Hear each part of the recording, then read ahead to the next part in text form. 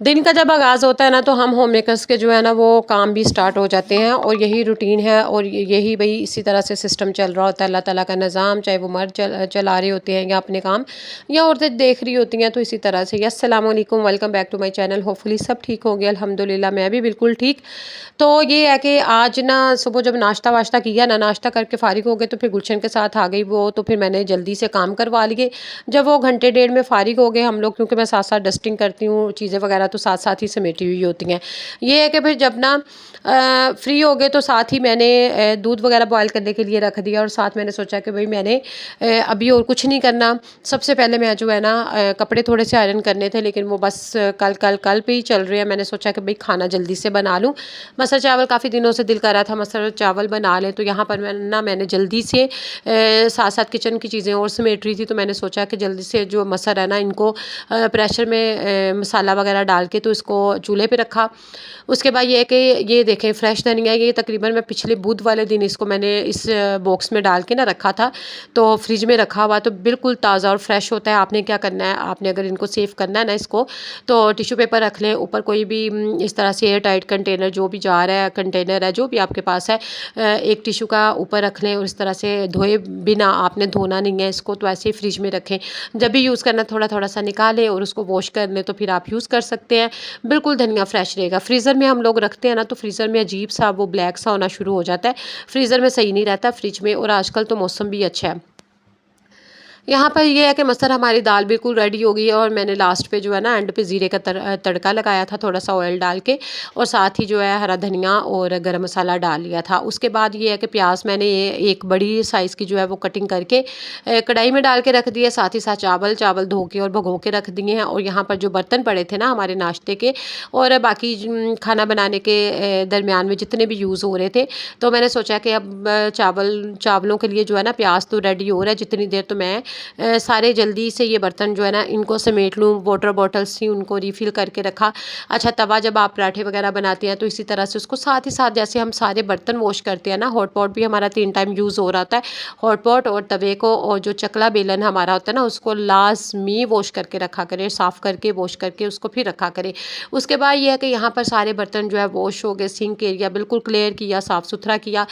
वहाँ पर हमारे चावल साथ साथ बन रहे हैं और साथ साथ जो है मैं ना टॉप काउंटर भी साफ़ हो जाएगा और बर्तन भी साफ़ हो गए। बाकी सारे इस तरह से हमारे काम हो जाते हैं।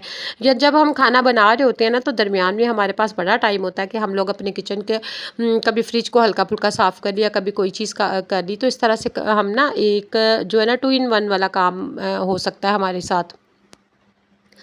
उसके बाद ही साथ ही मैंने सोचा कि सिलेंडर तो ऑन है, चूल्हा ऑन है, तो मैं साथ ही साथ जो है ना यहाँ पर प्याज जितना मेरा कटिंग यूज़ हुआ है खाना बनाने के दौरान में, सिर्फ उसकी जो पहली वाली परत होती है ना प्याज की, जो छिलका होता है, सिर्फ वो लिया और उसमें मैंने मेथी दाना लिया, कलौंजी ली और उसमें जो है ना मैंने सारी चीज़ों को डाल के ना, तो मैंने 4 से 5 लौंग लिए थे और इसको मैंने अच्छी तरह से बॉयल होने के लिए हेयर सीरम बना रही हूँ, हेयर स्प्रे कह लें, कुछ भी कह लें, क्योंकि बाल आजकल काफ़ी ख़राब हो रहे थे, तो सोचा कि ये लगा लेती हूँ। तो जब वो बन जाएगा, तो एक खाली बोतल है मेरे पास हेयर स्प्रे की और ये ट्रे मैं बना रही हूँ। ये खाना नीचे देकर आऊँगी, क्योंकि चावल बन गए हैं, जब नीचे बनता है तो ऊपर आता है, तो ऊपर बनता है तो नीचे चला जाता है, इसी तरह से है। तो यहाँ पर ये है कि स्प्रे बोतल में डालूँगी। उसके बाद जी मैंने वज़ू किया, चेंज वेंज किया और ज़ोहर की नमाज़ पढ़ी, गुटलियाँ ज़िक्र किया थोड़ा सा, क्योंकि टाइम जो है ना इतनी जल्दी भागता है, इतनी जल्दी भागता है ना कि पता ही नहीं चलता। और शाम तो जो है ना 4 बजे के बाद शाम होना शुरू हो जाती है और आजकल दिन जो है छोटे भी हैं और पता भी नहीं चलता और बस इसी में चीज़ें जो है टाइम गुजर जाता है।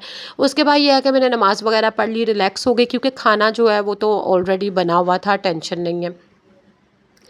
फिर मैंने सोचा ये काफ़ी दिनों से मैं ना थोड़ा सा काम करने का सोच रही थी। जितने मेरे फ़्रॉक्स हैं ना, ड्रेसेस हैं शिफॉन के, बारीक स्टफ़ के, जो कि आजकल जैसा कि वेदर चेंज हो रहा है, तो आजकल मौसम अच्छा है कि हम लोग ना ये वाला स्टफ़ जो है पहन सकते हैं। और ये ज़्यादा आगे जब सर्दी आ जाती है ना, फिर तो इस तरह का ड्रेस नहीं पहन सकते हम लोग, ना तो लॉन चलनी है और ना ये बारीक रेशमी वाले चलने हैं, फिर मोटे वाले चलेंगे जो विंटर में हमारे काम आते हैं।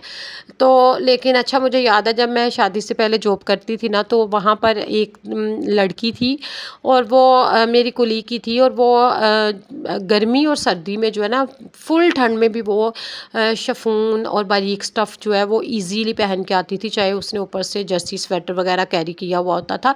लेकिन ये है कि कुछ लोगों की अपनी होती है, लेकिन मुझसे ये ज़्यादा सर्दी में बारीक नहीं पहने जाते और ना ही वो बस ज़्यादा मोटे जो चुभने वाले होते हैं वो भी नहीं पहने जाते। कुछ इस तरह का वो अपना अपना हिसाब होता है बॉडी टेम्परेचर का।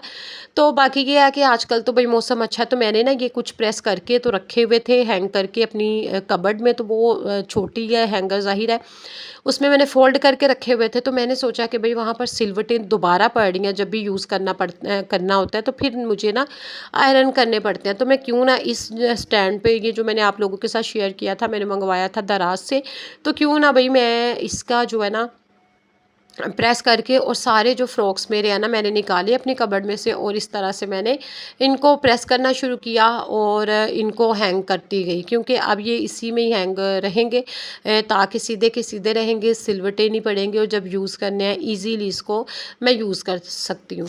और इनमें से जो है ना मेरी फ्रॉक्स है ये मुझे बहुत पसंद है। और कुछ कपड़े होते हैं ना कि हम लोग जो है ना अलमारियों की जीनत ही बने रहते हैं, कुछ कपड़े वो क्योंकि या तो हम लोगों को वो पसंद नहीं होंगे या एक एक दफ़ा कैरी किया तो उसके बाद हम कहेंगे कि भाई कहीं जाएंगे तो पहनेंगे या फिर इस तरह से।